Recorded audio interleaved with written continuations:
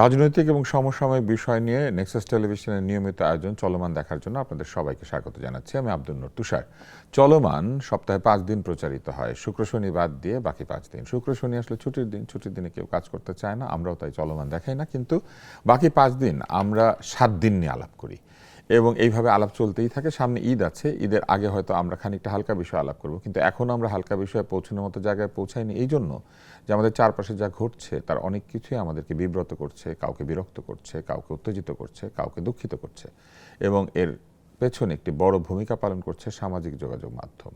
চলুন তাহলে আজকে আমরা কথা বলি আমাদের দুজন অতিথির সঙ্গে। আমাদের সঙ্গে আছেন আনিস আলমগীর, সিনিয়র সাংবাদিক, এবং ব্যারিস্টার আসাদুজ্জামান ফুয়াদ, সাধারণ সম্পাদক এবি পার্টি। ধন্যবাদ। আজকে প্রাকৃতিক দুর্যোগ হয়েছে, অনেকগুলি গাছ পড়ে গিয়েছে রাস্তায়, যে কারণে আসতে দেরি হয়েছে আপনাদের, এবং এই দেরির কারণে আজকে আমরা অনুষ্ঠানটা একটু দেরিতে শুরু করেছি। এই যে যেখানে সেখানে ঝড় বৃষ্টি হলে বৃক্ষ পড়ে যাচ্ছে, এর পেছনেও কিন্তু আমাদেরই দায় দায়িত্ব আছে, এগুলো নিয়েও হয়তো একটু কথা হবে। এবং আপনারা ইউটিউবে যদি আমাদের অনুষ্ঠান দেখতে পান তাহলে দেখতে পাবেন নেক্সাস টেলিভিশন লাইভ এই ঠিকানায়। আর যদি ফেসবুকে দেখতে চান তাহলে ফেসবুকে আমাদের ভেরিফাইড পেজ রয়েছে, নীল টিক চিহ্ন। শুরু করি আসাদুজ্জামান ফুয়াদ, আপনাকে দিয়েই। আমরা অতি সম্প্রতি দেখতে পেয়েছি একজন কন্টেন্ট ক্রিয়েটার, সোশ্যাল ইনফ্লুয়েন্সার, কিন্তু তিনি আসলে খুব একটা যে রাজনৈতিক টপিক করতেন তা নয়, নানান ধরনের আনন্দময় কথাবার্তা, কম বয়সী তরুণীরা যেসব বিষয় নিয়ে কথা বলে, নানান ধরনের গেম খেলা, হইচই করা একটি মেয়ে, এবং তিনি একজন ফুটবলারের কন্যা। তার দাদি হচ্ছেন বাংলাদেশের দাবার চ্যাম্পিয়ন, মহিলা দাবার চ্যাম্পিয়ন, এবং তিনি কিন্তু একটা গিনেস বুকের রেকর্ডও হোল্ড করেন। এতবার দাবায় চ্যাম্পিয়ন, একটা ন্যাশনাল দাবাতে কোনো নারী পৃথিবীতে নাই। তিনি এই বয়সে এসেও, এখন তিনি যথেষ্ট পরিণত বয়সে, সেখানেও তিনি চ্যাম্পিয়ন হয়েছেন এই গত ন্যাশনাল চ্যাম্পিয়নশিপে।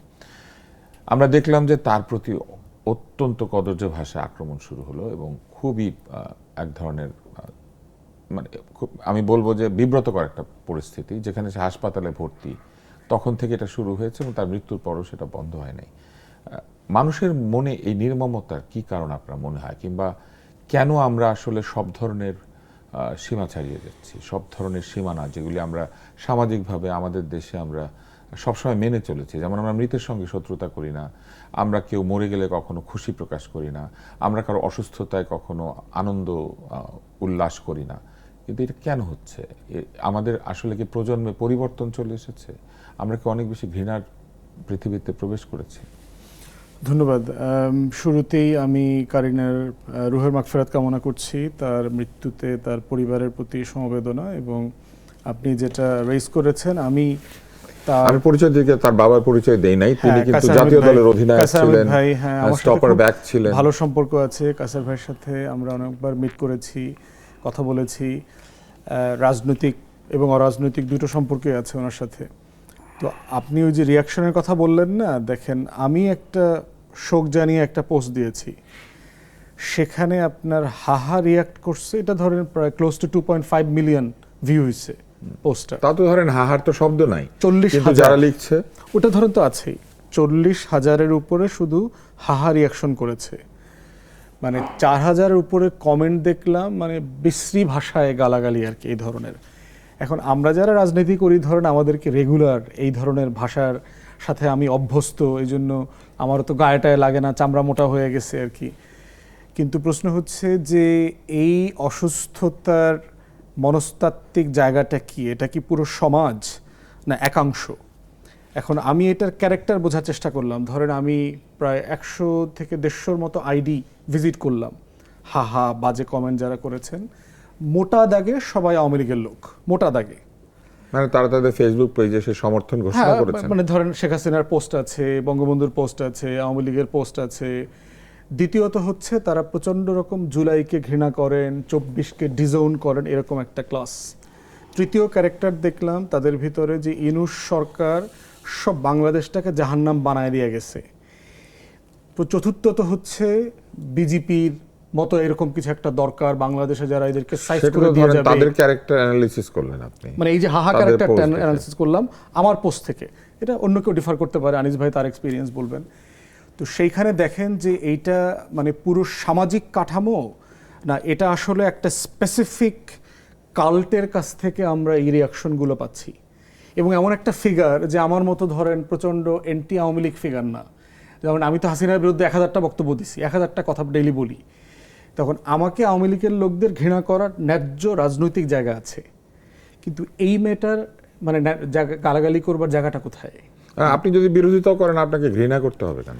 না মানে আমাকে গালাগালি করেন কোনো সমস্যা না, মানে আমার পলিটিক্সে আমি এটা মেনে নিয়েছি, কিন্তু প্রশ্ন হচ্ছে যে সে তো আমার টাইপের লোক না, মানে যাকে আপনি ন্যায্যভাবে বৈধভাবে রাজনৈতিক জায়গাতে আপনি আমার ডেমোক্রেসিতে আমি এটা অ্যালাউড মনে করি, আমাকে গালি দেওয়ার অধিকার রাজনীতিতে থাকতে হবে, কিন্তু সে তো পলিটিক্যাল লোক না। এবং জুলাইতেও সে খুব প্রমিনেন্ট রোল প্লে করেছে, জুলাই গণ অভ্যুত্থানের ফ্রন্ট লাইনার ছিল, তেমন কেউ না। সে শেষের দিকে দেখেছি বিভিন্ন আন্দোলনে মিছিলে তার ছবি টবি দেখেছি আর কি। তাহলে এই অসুস্থতার জায়গাটা কোথায় আসলে? এই অসুস্থতার জায়গাটা হচ্ছে একটা হলো গ্লোবাল ফেনোমেনা আছে, মানে পরিবার সমাজ তো ভেঙে গেছে প্রযুক্তির কারণে। আপনার 80-র দশক থেকে কন্টিনিউয়াসলি প্রযুক্তি নির্ভর বসবাস করবার কারণে যেটা হচ্ছে বাবা মায়ের শাসন, টিচারদের শাসন, চটথাপ্পড়, বেতের বাড়ি, এইটা গ্লোবালি চলে গেছে। এবং আমি যেহেতু ইংল্যান্ডে আপনার স্কুলে কলেজে কাজ করেছি, আমি দেখেছি ওখানকার বাবা মারও একই কথা বলতো যে আমাদের সময় তো ছেলে মেয়ে এত বেয়াদব ছিল না, এত ইনডিসিপ্লিন কেন, এবং টিচাররা ছেলে মেয়েদেরকে ম্যানেজ করতে পারছে না, বিভিন্ন সিচুয়েশন অ্যারাইজ করতেছে। এবং এই ফেনোমেনা এখন আমাদের সমাজেও আছে। দেখবেন যে শাসন করা যাচ্ছে না, মুরব্বীদের কথা শুনছে না, বড় ভাইদের কথা শুনছে না। এই যে সামাজিক জায়গাটা ছিল, এই জায়গাটা নষ্ট হয়ে গেছে, এবং সেটা অনেকগুলো জায়গা আছে। একটা হচ্ছে পরিবার, প্রযুক্তি। দ্বিতীয় আরেকটা বিষয় হচ্ছে যে ইউরোপে আপনার ফ্যাসিবাদ বিরোধী যে রিসার্চগুলো হয়েছে নাৎসি এবং ফ্যাসিস্ট পার্টিগুলোকে নিয়ে, তারা ক্যারেক্টার অ্যানালিসিস করে দেখেছে যে লম্বা সময় যদি আপনি মানুষকে গণতান্ত্রিক মূল্যবোধ চর্চার বাইরে রাখেন, তার মত প্রকাশের ভেন্টিলেশন করতে না দেন, তখন ওরকম একটা মানে সাফোকেটিং এনভায়রনমেন্টে মানুষ তার ল্যাঙ্গুয়েজ হারায় ফেলে, তার ডিসেন্সি হারায় ফেলে, কি বলা যাবে কি বলা যাবে না সেটা হারায় ফেলে। এবং এক্স্যাক্টলি দেখেন যে আমি হাসিনার বিরুদ্ধে আমি তো বলি যে আমি হাসিনার বিরুদ্ধে অনেক বক্তব্য দিয়েছি, কিন্তু কোনোদিন কোনো স্ল্যাং ব্যবহার করি নাই। মানে পলিটিক্যালি আমি হাসিনার বিরুদ্ধে কথা বলেছি, কিন্তু আপনি দেখবেন তারেক রহমানের বিরুদ্ধে, হাসিনার বিরুদ্ধে মানুষ হেন কোনো বাজে শব্দ নাই যেটা তারা ব্যবহার করে না। ইভেন দেখবেন রিসেন্টলি এক আওয়ামী লীগের নেতা মারা গেছে চিটাগংয়ের, তার মৃত্যুতেও একই রকম শব্দ আমরা দেখেছি। খুবই দুঃখজনক। আমি তার রাজনীতি অপছন্দ করি, তার মিথ্যাচার, তার বক্তব্য, এবং সেগুলোও আমি মৃত্যুর দিনে, জানাজার দিন আমি এগুলো নিয়ে কথা বলবো না। তাকে নিয়ে যদি আমার সমালোচনা করতে হয় আমি 2-3 দিন 4 দিন 1 সপ্তাহ সময় নিব, 10 দিন, যে ওনার এই স্টেটমেন্টগুলো মিসলিডিং ছিল, অসত্য ছিল। উনি জিয়াউর রহমানকে নিয়ে যে কথাগুলো বলেছেন এগুলো কোনোভাবে আমরা কিন্তু এই ধরনের প্রবণতা আগেও দেখেছি। বিরোধী যারা একসময় আওয়ামী লীগের বিরোধী ছিলেন তারাও তখন আবার এরকম গালিগালাজি করতেন। আলহামদুলিল্লাহ বলা মৃত্যুতে আমরা দেখেছি যে এটা পারস্পরিক হয়ে গিয়েছে। একদম জামাত নেতাদের আপনি শুধু অ্যাসেস করেন, শাহবাগ থেকে শুরু করে গণজাগরণ মঞ্চ, জামাত নেতাদের ফাঁসি, এর প্রত্যেকটা জায়গায় আমরা একই রকম আচরণ দেখেছি যে এইটা অ্যালাউড। এখন প্রশ্ন হচ্ছে সমাজ আকারে, বুদ্ধিজীবী আকারে, সিভিল সোসাইটি আকারে, গণমাধ্যম আকারে সেই দিন কি আমরা বলেছিলাম যে আপনি বিচার চান, কিন্তু মৃত্যুর পরে আলহামদুলিল্লাহ পড়ার কালচারকে আপনি অ্যালাউ করছেন কেন? এটা তো অন্যায় কাজ। ওইদিকে আমি এটা অন্যায়টার প্রতিবাদ করেছিলাম কিনা? তাহলে আজকে কি আপনি হাসিনা এবং আওয়ামী লীগের একজন নেতার মৃত্যুতে সুক্রিয়া জ্ঞাপন করা, আলহামদুলিল্লাহ করবার একটা লেজিটিমেসি তৈরি করে দিয়েছেন কিনা সমাজে?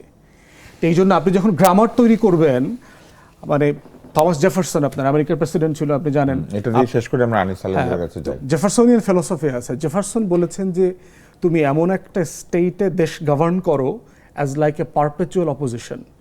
তুমি বিরোধী দলে থাকলে কি ধরনের আচরণ তুমি অন্যের কাছ থেকে আশা করো, সরকারের কাছ থেকে, সমাজের কাছ থেকে। পুরো রাজা আলেকজান্ডারকে বলেছিলেন যে রাজার আচরণ রাজার মতো হওয়া উচিত। ব্যাকরণ, সিভিল সোসাইটির এই ব্যাকরণের ফ্যাসিবাদ তারা তো কায়েম করেছে। আমরা আনিস আলমগীর আপনার কাছে যাই। এই প্রবণতা আমরা লক্ষ্য করেছি। আপনি যখন কারাগারে গিয়েছেন তখনও আপনাকে আক্রমণ করা হয়েছে, আরেকটি পক্ষ আপনাকে আক্রমণ করেছে, যেখানে আপনি একটি মিথ্যা মামলায় কারাগারে গিয়েছিলেন। তো এই প্রবণতার আসলে কারণ কি? মানে কেন এইভাবে মানুষ? এটা হচ্ছে ঘৃণার সংস্কৃতি। আমরা দীর্ঘদিন থেকে আমাদের সোসাইটিতে ঘৃণার সংস্কৃতি লালন করছি। মানুষ কি এইভাবে ঘৃণাতে বসবাস করতে পারে আসলে? পারছে। আমি এটা বহুদিন আগে লিখেছি, অন্তত 10-12 বছর আগে থেকে লিখছি এই যে ঘৃণার সংস্কৃতি নিয়ে। এগুলো ক্রিকেট দিয়েও শুরু হয়েছে, ইন্ডিয়াকে ঘৃণা করাও, এটা আমাকে বহুদিন আগে একজন কূটনীতিক বলছে দেখো এই যে ঘৃণার সংস্কৃতি যে তোমরা তৈরি করছো এটা দিয়ে কী হবে, পরবর্তীতে দেখা যাবে তোমরা নিজেরা ঘৃণা করবা, তখন আর লোক নাই। আমি এটা ইন্ডিয়া পাকিস্তানের মধ্যে যে ঘৃণার সংস্কৃতি নিয়ে কথা বলছেন, তো পরবর্তীতে হচ্ছে নিজেরা আর ওই লোককে না পায়ে নিজেরা ঘৃণা ছড়ায়। পাকিস্তানও শুরু হয়েছে, ইন্ডিয়াও শুরু হয়েছে, এখন এটা বাংলাদেশের কালচারের মধ্যে ঢুকছে, একজন আরেকজনকে ঘৃণার সংস্কৃতি ছড়ানো। এবং আমি স্পেসিফিকলি বলবো যে আলহামদুলিল্লাহ কালচারটা শুরু করছে আমাদের মৌলবাদীরা। প্রগ্রেসিভ লোকজন যখনই মারা যেত তখন এরা বহুদিন আগে থেকে এটা শুরু করছে যে আলহামদুলিল্লাহ। তো এটা ওদের কালচারের মধ্যে ঢুকে গেছে। এখন ইদানিং না, আমার আরও একটা এক্সপিরিয়েন্স হয়েছে সাইদির মৃত্যুর সময়। দেলাওয়ার হোসেন সাইদি যখন মারা গিয়েছে, যুদ্ধ অপরাধী হিসেবে মারা গিয়েছে এবং জেলখানায় মারা গিয়েছে, আমি বললাম যে এই লোকটার এই অপরাধে মারা গেছে, কিন্তু জগতে যদি ভালো কাজ করে থাকে আল্লাহ তাকে বেহেশত নসিব করুক। ভাই আপনি মনে জানা আছে ওইটা, এই প্রগতিশীল সমাজ আমার আইডি দিয়ে ক্যাম্পেইন করেছে আনিস আলমগীরকে আনফ্রেন্ড করো। হ্যাঁ, আমার আনফ্রেন্ড করা শুরু করলো। আমি এটাতে লিখেছিলাম যে আমার কি ছিল গেল। প্রগতিশীল একটি গোষ্ঠী দিয়ে আক্রান্ত হয়েছিলেন, যারা নিজেদেরকে প্রগতিশীল দাবি করে। আমি প্রতিনিয়ত দুই গোষ্ঠী দ্বারা আক্রান্ত। এই গোষ্ঠী মনে করে আমি ওদের লোক, এই গোষ্ঠী মনে করে এদের লোক। আজকেও আমাকে আক্রমণ করতেছে। এদের আক্রমণের কোনো নাই। এখনো আক্রমণ হচ্ছে যে কি জানি, এখন লেটেস্ট যেটা হইলো ভুলে গেছে যে অনেক আক্রমণের কারণে আপনি আক্রমণের কথা ভুলে যান। ফুয়াদ যেটা বলেছে যে ফুয়াদেরও মনে থাকে না, এত বেশি আক্রমণ হয় যে এখন হচ্ছে যে ওই যে যেমন আমি সারা জীবনে এতবার বিভিন্ন জায়গাতে ব্যান্ড হয়েছি, মানে কথা বলতে দেয় নাই, এখন আমি মনে রাখি না যে আমি সত্য কথা বলেছি বা যাই বলেছি। লেটেস্টটা মনে পড়ছে ওই যে ডেইলি স্টারে একটা মানে ডেইলি স্টারের আয়োজন না, হাম বিশেষজ্ঞ হয়ে গেছে। আচ্ছা, আপনার মনে আছে আমরা ওই দিন 6 জন একটা টক শো করলাম, আপনারা 4 জন ডাক্তার, আমি ডাক্তার ছাড়া শুনলাম শুধু আমি আর এই মাসুদ কামাল ভাই, আপনারা 4 জন। বলেন সেই আলোচনাতে কি হয়েছে, আমরা হাম বিশেষজ্ঞ হিসেবে গেছিলাম। তো ওই অনুষ্ঠানটাতেও আমার টাইম ছিল না, আমি আধা ঘন্টার জন্য গিয়েছি। মাসুদ কামাল, আমি নর্মালি এগুলো অ্যাভয়েড করি এই ধরনের অনুষ্ঠান, আমি বক্তৃতাবাজিতে যাই না। ওইটা ধরুন আপনি গিয়েছেন, আমরা ওইটা নিয়ে আলাপে আসবো। আমরা যে ঘৃণার বিস্তার, তাহলে এই ঘৃণার বিস্তার বন্ধ করবো কি করে, বা এই ঘৃণার বিস্তারের একটা কারণ কি, বা বৃহৎ কারণ কি রাজনীতি? যে মেয়েটা অন্য কারণে তো ঘৃণা করছে না, রাজনীতির জন্য ঘৃণা করছে। যে মেয়েটাকে নিয়ে আপনি কথা বললেন, কারিনা, আমি শৈশব থেকে চিনি। হ্যাঁ, কারণ কায়সার ভাই সে যখন মারা গেল রাত বোধহয় 2টা 2:30টার সময়, আমি যখন দেখলাম আমি শোক প্রকাশ করলাম। ওইখানে 11,000 লোক লাইক কমেন্ট করেছে, সেখানে 2.3K আমি ও বলাতে আমি এখন আমারটাও দেখলাম 2.3K হাহা দিয়েছে, যে এইটা এই মৃত্যুতে হাহা দিয়েছে। পরের দিন আমি আরেকটা স্ট্যাটাস লিখলাম যে আমরা মানে শোক দিবসে আমরা নৃত্য করি আর মৃত্যুতে আমরা হাহা দিই, এটা নিয়ে একটা লেখা লিখলাম। ওইটাতে একটু ভদ্রতা হয়েছে, ওইটাতে একটু কমছে, হাহা কমেছে। এবং ওই হাহাকারী যেগুলো দিয়েছে ওগুলো আবার এনসিপি এবং জামাতি। হ্যাঁ, তো এই যে সংস্কৃতি ওইখানে ব্যারিস্টার ফুয়াদের ওখানে যারা হাহা করেছে তারা আওয়ামী লীগের লোক, আপনাকে যারা হাহা করেছে তারা আবার আমার এখানে আওয়ামী লীগের লোক ছিল। তো যে প্রথম দিন হাহা করেছে ওরা, দ্বিতীয় দিন হাহা করেছে এরা 2.3। আর যখন আমি সম্প্রীতির কথা বললাম যে আমাদের আসলে এই ইসলাম এগুলো কাম্য করে না, আমরা এগুলো করা উচিত না, আমরা বঙ্গবন্ধুর মৃত্যু দিবসে ওইখানে কেন আমরা ডিজে পার্টি করবো এবং লাগাবো, নৃত্য করবো ওইখানে। সেই ঘৃণাটা মানে এই ঘৃণা বিস্তারী যে সমাজ, সেটা আমাদেরকে কোথায় নিয়ে যাবে? এরপর কি এরকম হবে যে পাশাপাশি বাসায় মানুষের মৃত্যু হবে, এই বাসায় মৃত্যু হবে, ওই বাসায় লোকে নাচবে? ওটাই বলছি আমি, যে আপনি একজনকে যে শ্রদ্ধা করে তাদের নেতার মৃত্যু দিবসে আপনি নৃত্য করতেছেন, তাদের 32 নম্বর ভাঙেন আপনি করে মজমা করে। তো যখন আপনি যে ঘৃণা যখন ছড়ান তখন তো নিজেদেরটা খেয়াল থাকে না, তখন আপনাকে যখন আবার এই একই মাত্রায় ফেরত দেওয়া হয় তখন আপনি বলেন যে হে কি বলছে। এবং আপনি আরেকটা জিনিস খেয়াল করেন, যারা কারিনার এই ঘৃণা নিয়ে লিখেছে যে কারিনাকে কেন এত ঘৃণা করে, ওই লিখতে গিয়ে ওরা কি বলছে জানেন? ওই লিখতে গিয়ে আবার আক্রমণ করছে, এই আওয়ামী গোষ্ঠী ফ্যাসিস্ট অমুক তমুক এই। তার মানে আপনি তখনও আওয়ামী লীগ এবং শেখ হাসিনা এবং তার 14 গোষ্ঠী। তাহলে কি ঘৃণা বিস্তারের জন্য প্রধান দায়ী হচ্ছে রাজনীতি? মানে ঘৃণা বিস্তারের জন্য নিজেরাই। তো এটা তো রাজনীতির কারণে করছে। হ্যাঁ, রাজনীতি, তার সঙ্গে তো কারো ব্যক্তিগত বিরোধ নাই। না, ব্যক্তিগত বিরোধ নাই, রাজনীতি। তা আপনি যখন আমার রাজনীতিকে পছন্দ তাহলে করেন কি না, ঘৃণা রাজনীতি ছড়ান, ঘৃণাবিস্তারী হয়ে উঠছে? এই প্রশ্নের জবাব আমরা খুঁজবো। একটা ছোট্ট বিরতি নিচ্ছি। আজকে অনুষ্ঠান দেরিতে শুরু করার জন্য দুঃখিত, কিন্তু আপনারা হয়তো জানবেন যে ঢাকায় যে ঝড় হয়েছে তাতে আমি নিজে একাধিক বৃক্ষ উৎপাটিত হতে দেখেছি রাস্তায় আসার সময়। আমরা অতিশয় ক্ষমা প্রার্থী এই জন্য। কিন্তু পাশাপাশি ঢাকার চেহারা যেই রকম, অর্থাৎ একটু ঝড় বৃষ্টি হলেই গাছ উপড়ে পড়ে যাচ্ছে, মানুষের ক্ষতি হচ্ছে, গাড়ির উপরে, মানুষের উপরে, সম্পদের উপরে গাছ পড়ে সেটা ক্ষতি করছে। ঢাকা শহর নিয়েও কিন্তু আমাদের চিন্তা করতে হবে। হয়তো সামনে আমরা ঢাকা শহর নিয়ে অনুষ্ঠান করব। এই মুহূর্তে একটি বিরতি নিচ্ছি।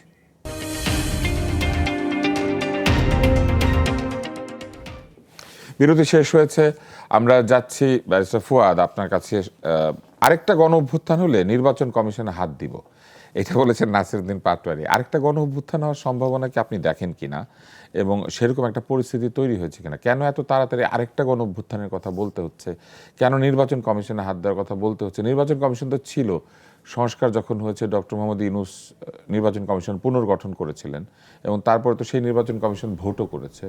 তাহলে এরকম মতামত কেন আসছে যে আরেকটা গণ অভ্যুত্থান দরকার হবে? উনি এটা বলেছেন হচ্ছে reporters forum for election and democracy নবনির্বাচিত কমিটির অভিষেক ও বিদায়ী কমিটির সদস্যদের সংবর্ধনাতে, এবং তিনি বলেছেন স্থানীয় সরকার নির্বাচনেও যদি পরিস্থিতি এরকম হয় শক্ত হাতে প্রতিবাদ করা হবে। নাসিরউদ্দিন পাটোয়ারি এটা বলেছেন, এবং তিনি বলেছেন এটা টোটালি একটা ইঞ্জিনিয়ার্ড ইলেকশন ছিল। আপনি এই কথার কোনো জায়গা থেকে একমত?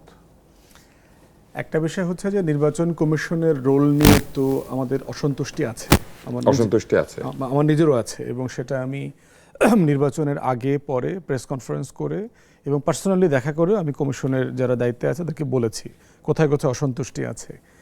এখন ইলেকশন ইঞ্জিনিয়ার্ড কিনা এই বিষয়টা ধরেন মানে সোফার কনভারসেশনের জন্য ঠিক আছে, কিন্তু পাবলিকলি বলবার জন্য যে পরিমাণ এভিডেন্স দরকার সেইটা বলবার জন্য সাফিসিয়েন্ট এভিডেন্স আমাদের কাছে নাই পাবলিক প্লেসে করবার জন্য।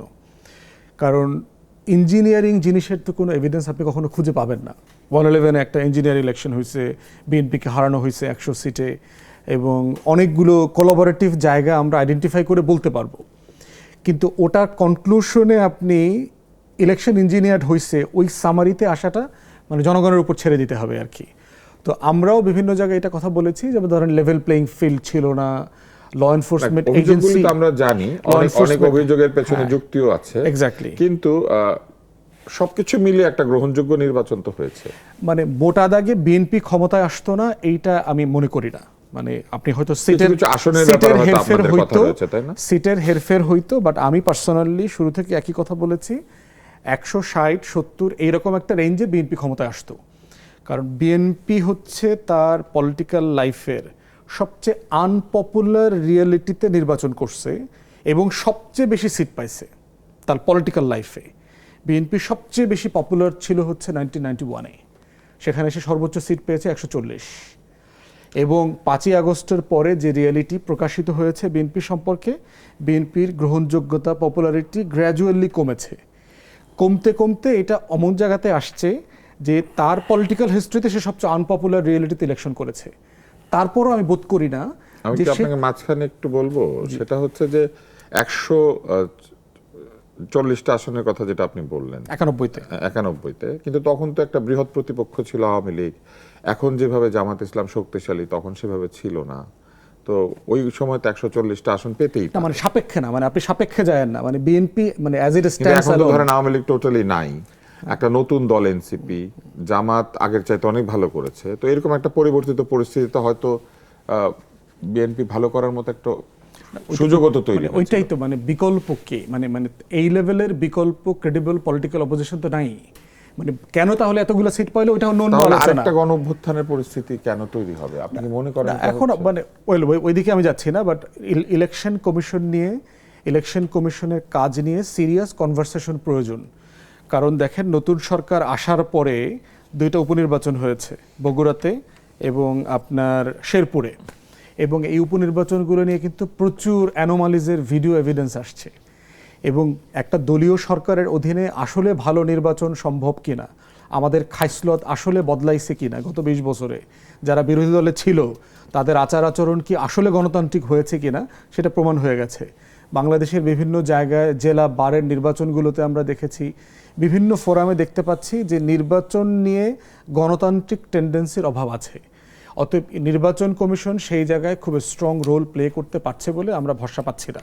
তাহলে সেই রকম একটা রিয়েলিটিতে বছরের শেষ থেকে শুরু করে যদি আপনি লোকাল গভর্নমেন্ট ইলেকশনে যান, যেখানে ভায়োলেন্সের সম্ভাবনা অনেক বেশি, কারণ হচ্ছে ইন্ট্রা পার্টি ভায়োলেন্স আছে। একই দলের ভিতরে 10 জন আছে যে মেয়র হইতে চায়, উপজেলা চেয়ারম্যান হইতে চায়। এরপর হচ্ছে আবার ইন্টার পার্টি ভায়োলেন্স আছে, ওটার সাথে আবার অন্য দলের ভায়োলেন্স যোগ আছে। তো সেই জায়গায় ল এনফোর্সমেন্ট তারা কিভাবে ডিল করবেন? এখনই যে আইন শৃঙ্খলার যে পরিস্থিতি আমরা দেখতে পাচ্ছি, সরকার কোনো বিষয়ে ডিসাইসিভ রোল প্লে করছে না, সেখানে নির্বাচন কমিশন আসলে কি রোল প্লে করবেন? তারা কি আসলে ফেয়ার নির্বাচন ডেলিভার করতে পারবেন কিনা? অতএব আমার মনে হয় আমি নাসিরের মানে সামারি কনভারসেশনটা মানে প্রমোট করা দরকার ইলেকশন, কারণ ইলেকশন যদি ফেয়ার না হয়, আপনি মনে করেন যে এর যে প্রথম অংশ সেইটার চাইতে এর শেষ অংশটা মানে সাবস্ট্যান্সে, মানে মূল সাবস্ট্যান্সটা হচ্ছে নির্বাচন নির্বাচন কমিশনের যে আশঙ্কা, এক্স্যাক্টলি, সেটাকে আপনি মনে কারণ করেন? নির্বাচন হেরফের হচ্ছে বলেই তো ফ্যাসিবাদ কায়েম হইলো। মানে আমাদের টোটাল 20 বছরের ক্রাইসিসটা কি? তার মানে আপনারা নির্বাচন Peaceful কমিশনের transition, আরো শক্তিশালী এবং কার্যকর ভূমিকা কার্যকর। আশা করছেন। এবং সরকার যে আসলে গণতান্ত্রিক মনা, তারা যে আসলে ভালো নির্বাচন হতে দেবে, এটা তাকে প্রমাণ করতে হবে। তো ইতিমধ্যে এটা দিতে ফেল আমরা করেছে। আনিস আলমগীর আপনার কাছে আসি, একটা ভিন্ন বিষয় আসি, সেটি হচ্ছে যে একটা পজিটিভ নিউজ বলা যেতে পারে। জুলাইয়ের 798টি মামলায় 5074 জনকে অব্যাহতির সুপারিশ করা হয়েছে। তার মানে কিছু যাচাই বাছাই হয়েছে। 798টি মামলায় 5074 জনকে অব্যাহতি দেওয়ার একটা সুপারিশ হয়েছে। তার মানে কিছু হয়তো যাচাই বাছাই হয়েছে, অনেকের ভুয়া মামলা প্রত্যাহার করা হয়েছে। কিন্তু এই যে হাজার হাজার ভুয়া মামলা হলো, এমনকি কিছু কিছু ভুয়া মামলার পেছনে ওই সময় সরকারের সাথে সম্পৃক্ত ব্যক্তিদেরও ইন্ধন আছে বলে অভিযোগ রয়েছে। আপনার কি মনে হয় ভুয়া মামলার এই সংস্কৃতি কেন দূর হচ্ছে না, বা এই ভুয়া মামলা দেওয়ার মধ্যে দিয়ে মানুষকে হয়রানি করা এটাও কেন বন্ধ হচ্ছে না? এটা হচ্ছে মামলা নিয়ে ব্যবসাটা। যতগুলো লোক এই ভুয়া মামলা আক্রান্ত হয়েছে, এদেরকে যে বাদী বা বিবাদী এসে বলছে যে টাকা দাও তাহলে তোমার নাম কাটায় দেবো। একটা মামলা মনে করেন 700, 800, 1000 মানুষ যদি আসামি হয়, তাহলে এই মামলাটা তো অরিজিনালি ভুয়া মামলা, এটা যে কেউ ধরে নিতে পারে। কারণ একটা হত্যা মামলা এতগুলো লোক কী করে অংশ নিতে পারে? এটা তো একটা কমন সেন্সের ব্যাপার। কিন্তু আসিফ নজরুল্লাহ এগুলোতে পাত্তা দেয় নাই, ডক্টর ইউনূস এগুলোতে পাত্তা দেয় নাই। তারা এই ভুয়া মামলাকে এনকারেজ করেছে, এনকারেজ করে এই লোকগুলোকে জেলে দিয়েছে। এটা এক সাধারণ তৃণমূল পর্যায়ের লোকদেরকেও এই মামলাতে ঢুকিয়ে এবং মামলা দিয়ে তারপর আগে জেলে ঢুকিয়ে তারপর মামলা দিচ্ছে। আমার ক্ষেত্রে যেটা হয়েছে, ধরে নিয়ে গিয়ে একটা মামলা সাজিয়ে দিয়েছে। তো এরকম অনেককে ধরে নিয়ে গেছে, কি করবে, তখন আরেকটা মামলাতে জড়িয়ে দিয়েছে। এখন যেটা হয়েছে 7টা 8টা মামলা তো আপনি পালেন, এটা কি বলে, জামিন পেলেন। জামিনের পরও আপনাকে এবার শোন অ্যারেস্ট দেখাচ্ছে। শোন অ্যারেস্ট দেখাচ্ছে যে এই আপনি ওই অজ্ঞাতনামা এক মামলাতে আপনার দেখাচ্ছে। 7টা 8টা মামলা পরে আমার মানে অন্য মামলা যেখানে অজ্ঞাতনামা লেখা আছে, সেই অজ্ঞাতনামার মধ্যে আপনি আছেন বা ওনারা আছেন, যাদেরকে আটকে রাখা হচ্ছে। অজ্ঞাতনামা একটা মামলাতে বলে শোন অ্যারেস্ট দেখানো। এই ঘটনাটা ঘটেছিল যমুনা টিভির বাবুলের সঙ্গে, উনি মারা গেছেন এখন, নুরুল ইসলাম বাবুল সাহেবের সঙ্গে, যে যমুনা টিভির যিনি যমুনা গ্রুপেরই মালিক ছিলেন। তো ওনার সাথে 2004-এর দিকে এই ধরনের ঘটনা ঘটছিল। তখন একটার পর একটা যখন হলো, মানে উনি শোন অ্যারেস্ট হচ্ছিল, তখন হাইকোর্ট একটা জাজমেন্ট দিছে যে এই ধরনের 2 মাস, অন্তত 2 মাস তাকে এই ধরনের মামলা দেখানো যাবে না। তাকে 2 মাস পরে তোমার যদি এরকম মামলা থাকে তাকে দেখাও, তার সে যাতে এর মধ্যে দেখাবে যে সে করতে পারে, মানে আত্মপক্ষ সমর্থন করতে পারে। সেটাকে এখন গুরুত্ব দেওয়া হচ্ছে। এই মামলাটা যদি এটা নিম্ন আদালতকে নির্দেশ দেওয়া হয়েছিল, এটা ভেরি রিসেন্টলি এটা নিয়ে আমি লিখেছি টোটাল ডকুমেন্ট দিয়ে। নিম্ন আদালতকে নির্দেশ দিয়েছে হাইকোর্ট, তাহলে নিম্ন আদালতের সেটা মানার কথা। আমাদের তো ব্যারিস্টার আছেন এখানে। না, আমি শেষ করে দিচ্ছি। তো এই প্রসেসটা যদি মানাও হয়, তাহলে কিন্তু শোন অ্যারেস্টের থেকে যে মানুষ হাজার হাজার মানুষ বেঁচে যাবে এবং জেলখানা থেকেও বের হতে পারবে। এরা আরেকটা শোন অ্যারেস্টের আরেকটা বিজনেস করতেছে, ওসিগুলা, যে থানার ওসি আছে, ওই এলাকার ওসি তো বের হবে, তাদের সরকার একটা নিয়ম আছে, আপনি যদি জামিন পেয়ে যান তখন 12টা এজেন্সিকে জানাতে হয় অমুক জামিন পেয়েছে, তোমাদের আপত্তি আছে কিনা। সেটা নাকি এখন কমিয়ে 3-4টাতে এনেছে এবং পুলিশ রেখে দিয়েছে। এই পুলিশে বেশিরভাগ ক্ষেত্রে এই মামলার বাণিজ্যটা করতেছে। বাদীকে ওই যে এখন তো নতুন কোনো মামলা পায় না, কি করবে, আরেকটা অজ্ঞাতনামা মামলা, ওই জায়গায় একটা ছিনতাই হয়েছিল, ওই জায়গায় একটা ডাকাতি হয়েছিল, এগুলাতে আরও রাজনৈতিক মামলা না, শুধু বাইরের মামলাতে ঢুকিয়ে দিচ্ছে। ইভেন সবচেয়ে বেশি সংখ্যক মামলা আমার মনে হয় এই পর্যন্ত হয়েছে কয়েক হাজার, সেটা হচ্ছে 28শে অগাস্ট না অক্টোবর বোধহয়, যে বিএনপির জনসভায় যে হামলা হয়ে যে ইলেকশন ফন্ড করে দিল, বিএনপি সিটিং প্রোগ্রাম করার কথা ছিল, ওই মামলার ওই সময় একটা লোক মারা গিয়েছিল রাস্তায়। এর সাথে এই আন্দোলনের কোনো সম্পর্কই নেই, হার্ট অ্যাটাক বা কিছুতে। তার বাবা এটা নিয়ে মামলা করেছিল, বা ওই সময় এটা সমাধানও হয়ে গেছে। সে একজনের কর্মী দাবি করে এক মহান নেতা বেড়েছে, এবং সে কয়েক হাজার লোককে এই মামলা আসামি করছে।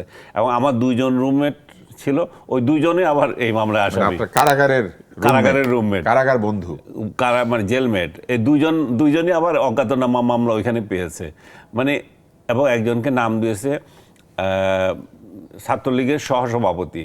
এখন সে এতগুলো ছাত্রলীগের 10-12টা কমিটি আইনা বলছে যে ভাই আমি কোনটাতে সহসভাপতি আছে, আদালতে দেখাইছে যে আমার যে এই মামলা দিয়ে রাখছো সহসভাপতি নাম দিয়ে। এবং সহসভাপতি নাম থাকাটা হচ্ছে যে এক ধরনের আতঙ্ক, এটা দেখলেই তখন সঙ্গে সঙ্গে ওইখানে চলে যাচ্ছে, সহসভাপতিকে ছেড়ে দেবে এখন, তাহলে একটা মামলা তাহলে আবার দাও। এই বেচারা সায়েন্স ল্যাবরেটরির এক কর্মকর্তা, তার নাম মশিউর, এই জেলে আটকে আছে। এবং এই ঘটনাটা ঘটাচ্ছিল তারই, আপনি নাম শুনেছেন কিনা জানি না, মালা খান নামে এক বিখ্যাত মহিলা ওখানে চাকরি করতেন, ওনার বিরুদ্ধে এই অভিযোগ যে তার বিরুদ্ধে অফিসের কনফ্লিক্ট ছিল, এটাকে জুলাই হত্যা মামলায় রূপ দিয়েছে, জুলাই মামলা বানিয়েছে। ঢাকা শহরে 4 কোণায় 4টা হত্যা মামলায় তাকে আসামি করেছে। ভদ্রমহিলা করেছে এগুলা, উনি এটা করেছেন। হ্যাঁ, আমি নিশ্চিত হলাম, কারণ আমি আসলে ঠিক ভাবতে পারছিলাম যে ওনাকে কেউ মামলা দিতে পারে। ওনার একটা পিএইচডি আছে, যে সুপারভাইজার ছিলেন, পিএইচডি নিয়েছেন, এটা সবাই জানে, এই জন্যই ওনার সাথে লেগেছে সবাই। আমি যতদূর জানি একটা পত্রিকায় পড়েছিলাম যে ওনার পিএইচডি সুপারভাইজার সম্ভবত ওনার স্বামী আর কি।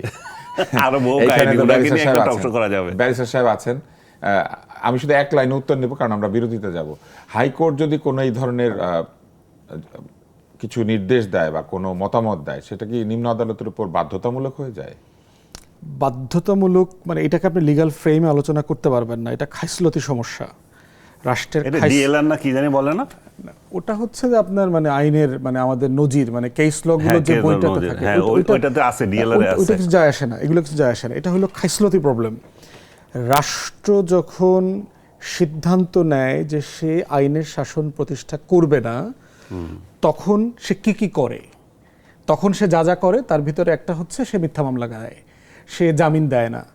আমরা গত 17-18 বছরে আওয়ামী লীগের সময় দেখেছি না, আপনারা ভিডিওতে দেখেছেন, খোঁড়ায় নিয়ে আসছে ডিবি অফিস থেকে 10টা আঙ্গুলের নখ, 10টা পায়ের নখ উঠায় দিয়ে আসছে, প্রাইভেট পার্টে ইলেকট্রিক শক দিয়ে ফেলেছে, গত 10 দিন ধরে পানি খাইতে দেয় না, নিজের পেশাব করায় সেই পেশাব খাওয়াইছে রিমান্ডে।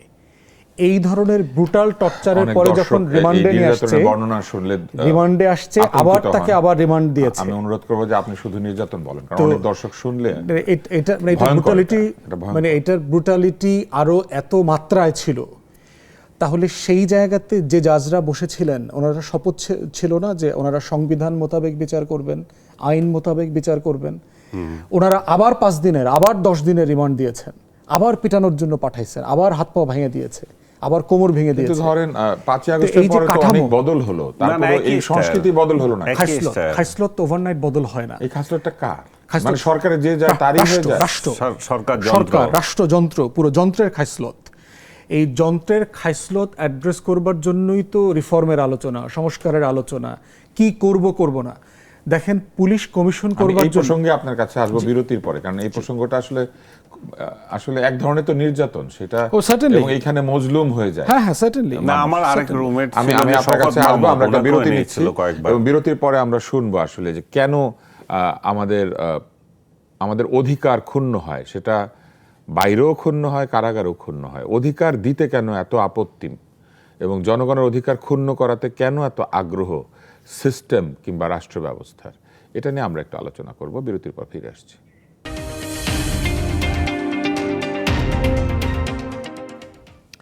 বিরতি শেষ হয়েছে, ফিরে এলাম চলমানে। দেখছেন নেক্সাস টেলিভিশনে। আমরা কথা বলছিলাম বিভিন্ন বিষয় নিয়ে, তার মধ্যে একটি হচ্ছে কারিনা কায়সারের সঙ্গে যে দুর্ব্যবহার। তারপরে আমরা কথা বলেছি এই যে ঘৃণার বিস্তার, এবং তারপরে আমরা কথা বলছি মিথ্যা মামলা, ভুয়া মামলা। এটাও তো এক ধরনের ঘৃণার বিস্তার করে, কেননা কেউ যদি এইভাবে অন্যায়ভাবে মজলুম হয়ে যান, তার মধ্যে তো ঘৃণা উৎপাদিত হয়, তার পরিবারের মধ্যে ঘৃণা উৎপাদিত হয়।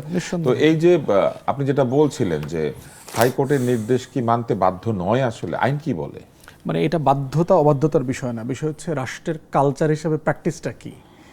যেমন ধরেন খাসলত, খাসলতের মানে এটা সমস্যা। ক্ষমতার চরিত্র। মানে আপনি যে এই যে জামিনের কাগজ নিয়ে যখন যায় জেল গেটে, যে আনিস ভাই বললেন না, যেমন ধরেন আনিস ভাইয়ের সাথে তো আমার সিরিয়াস বিতর্ক, দ্বিমত আছে বহু জায়গায়।